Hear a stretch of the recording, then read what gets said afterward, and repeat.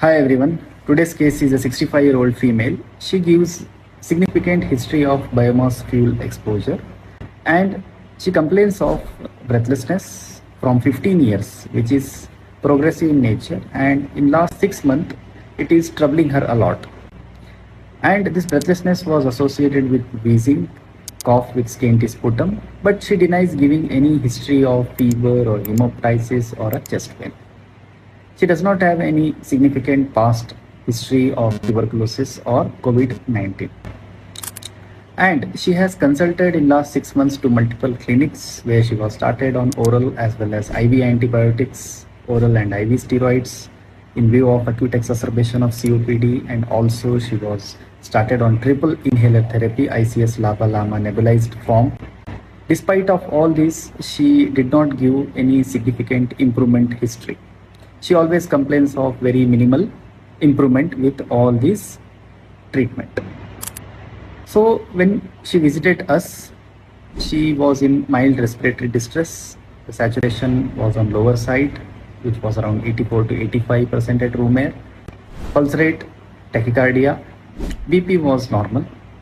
On auscultation, respiratory system examination, the bilateral decreased intensity of breath sounds with bilateral expiratory polyphonic bronchi were present, and cardiovascular examination, there was loud or accentuated P2. Investigations were asked. Chest X-ray showed classical COPD changes of bilateral hyperinflation without any evidence of consolidation, pleural effusion or a pneumothorax. ECG was asked, which showed tall P waves in lead 2, which are called as P pulmonale, and complete blood count revealed polycythemia without any evidence of infection. EPG also showed arterial hypoxemia without any hypercapnia. So the question was, which is the best investigation to evaluate the worsening breathlessness in this patient?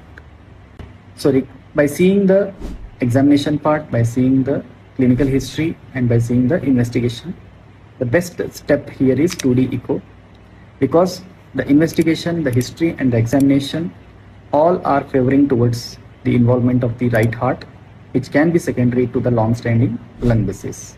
So 2D echo was performed in this patient, which showed moderate to severe pulmonary artery hypertension, and the patient was started on diuretics as well as oxygen therapy and continued the triple nebulized therapy, and the patient showed significant improvement in breathlessness as well as in the oxygen saturation. So this case highlights to evaluate the comorbidities, especially the cardiac comorbidities in a patients who are having long-standing COPD and who are not responding to the standard treatment. So this case highlights the best step to evaluate pulmonary artery hypertension. But remember, the right heart catheterization is still considered as a gold standard for diagnosis or confirmation of pulmonary artery hypertension, whereas 2D echo is considered as a best screening test. Thank you.